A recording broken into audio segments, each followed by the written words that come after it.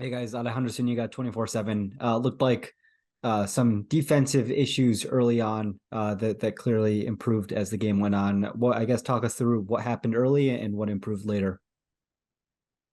I mean, I think any time that you have, a 1 day prep, just, you get one opportunity to quickly run through their plays. I think it's just a matter of settling into the game. And I feel like we did that about 10 minutes in. We started to really communicate, get comfortable in the game, get comfortable with the actions that they were running. And, we ended up executing, getting the job done.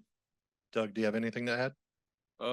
No, going off what he said, halftime, it was quick adjustments, and it was just up to us to execute them. The coach is not on the floor with us, but they're giving us the blueprint, and once we executed the blueprint, I mean, it showed on the floor.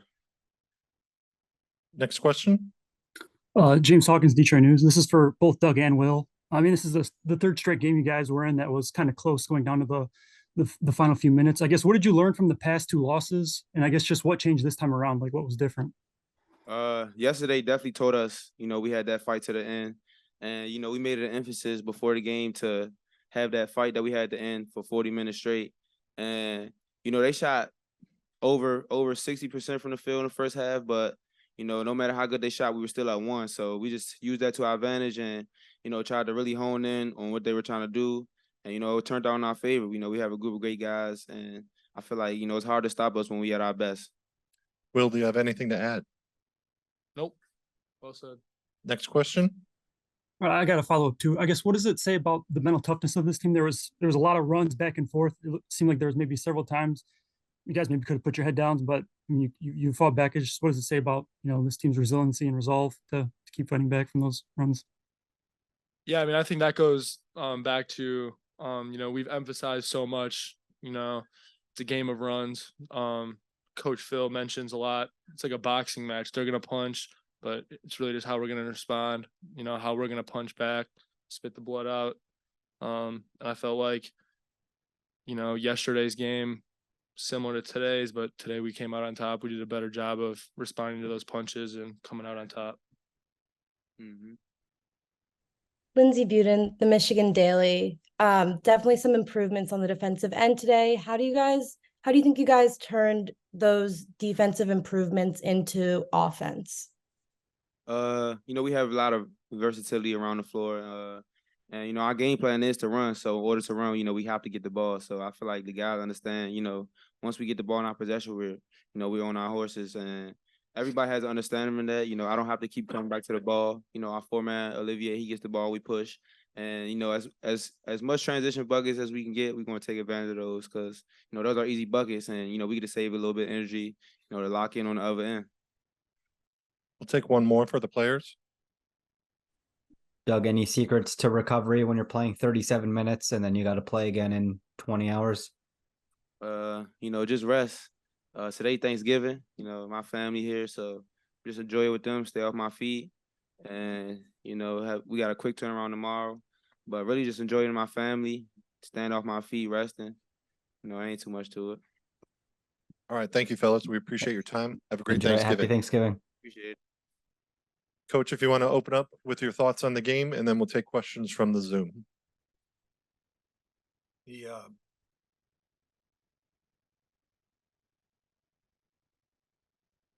When it was 23-9 and that first wave of rotation went in, Trey Jackson and Will, they changed the tempo of the game. You could feel it. It wasn't a big crowd. It was a noisy crowd, but it wasn't a big crowd, but you could feel it. I think they made their first 7 shots, maybe, or 7 out of 8. And we look like disconnected and maybe feeling a little bit sorry for ourselves. And to their credit, they played double overtime, and they played the late game last night. But they had much more bounce, and we spent that first, whatever that amount of time that was, we started that game being ball present and not ball pressure. And it changed with Trey and Will. We have to be a team that doesn't just build our pressure off of made baskets. And again, it's just remarkable. Like Sadie Washington, that was his scout, and to turn that around, and you deal with that disappointment. It lingers with you, not being in all the excitement. Call it what it is. Carolina and Villanova. I mean, the people are all the way out the hallway, and Arkansas and Memphis is all the way down the hallway, and you're playing the late game, and basically they've sat in their rooms all day today, looking outside, and beautiful. It's beautiful, but what to change defensively, and then as somebody said, the 3 steals kind of tilted the game in our favor. And again, credit to them. And like on a personal note, to see Jared Bynum play like that, he played for me 5 years ago, 6 years ago. And he played 7 straight games as a freshman starter, played all 40 minutes, 7 straight games, and had no turnovers, 280 minutes of no turnovers. So for his ball to go in, to be able to greet him after the game, tell him I was proud of him, it was pretty cool. Questions from Zoom, please.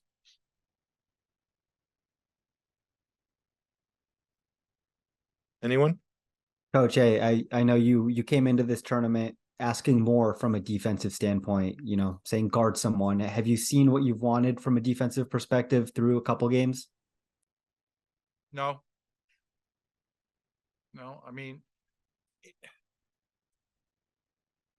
sometimes winning makes you like skip around and say, man, that was really a defensive clinic. Was it? 62% in the first half, 58 from 3.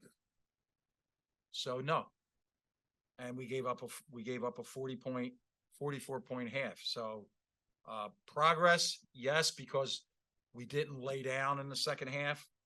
Even when they came out with that flurry in the beginning, I guess it was a 7-point spurt in the very beginning. But the beauty is it's November, and we have a long way to go. We have a lot of practice time, and we have a lot of challenges starting tomorrow night with Texas Tech. So we're nowhere near where we need to be in 2 areas, in my opinion: care of the ball and our defensive posture. We're not there yet. Nor will we be, maybe not until March. Anybody have anything else? You had all 5 starters in double figures fairly early on today. What can you just say about everyone getting involved and everyone contributing? I think that's who we are. I really do. I think, on different nights you could have 4 in double figures. You could have, Will Tschetter is always going to score the ball. What he had 7. Trey Jackson has, so all 7 of these guys have had double figures. And that's, again, Howard Isley and Juwan Howard have an offense that wants to accent their skills, and they are skilled.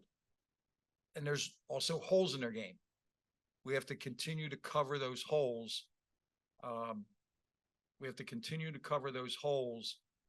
While really focusing, as we do, player development. I mean, we do it every day, and player development and good ball movement and good ball security. The way we've shot the ball, we're going to have multiple guys in double figures. So I did look up on the board. There's a board here that gives you all kinds of stats with numbers and fouls. And I noticed that late in the second half, that boy, everybody on the floor has double figures. But I think the same was true for them, wasn't it? They had 4 guys in double figures. So pretty high energy game. Both teams deserve a lot of credit, and looking forward to playing tomorrow. Hope everybody had a wonderful Thanksgiving. All right. Thank you, everyone. Happy Thanksgiving. Thanks, Phil. James, Happy did you have Thanksgiving, one Tom. more? Yeah, I had a quick one if you got time. Sure. Okay. Phil, this was your guys' 3rd straight game where it was kind of tight in the closing minutes. I guess just what do you feel like the team learned from those losses against Long Beach State and yesterday's loss to Memphis that kind of helped you guys get over the hump there in the final few minutes? That's a great question. The way they talk to each other, about what's valuable. So in these tight games, what's valuable? Stops. What's valuable? Ball security. What's going to be valuable going forward? Having the stuff inside of you to step up and make a free throw. Right? And again, I'm not singling one guy out, but in the exact same setting last night, when we were trailing and we could have tied the game, Dug missed 3 foul shots in a row. Did we lose because of Dug McDaniel? No. Did we lose because of our foul shooting? Partly, absolutely. And that and 13 turnovers in the first half. So tonight he steps up and makes free throws. But we have to continue to grow. Like Tarish Reed has a nice little thing going. And he's shooting, I think, under 20% from the foul line. But if anybody's been to practice, that's not what he's done in practice.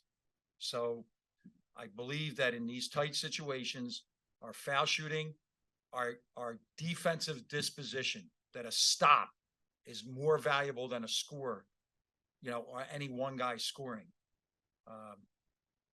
And then when you have Dug, you just say, can we play through Dug to get singles and not home runs at the end of a game? Okay, guys, anything else? Okay, take care, everyone.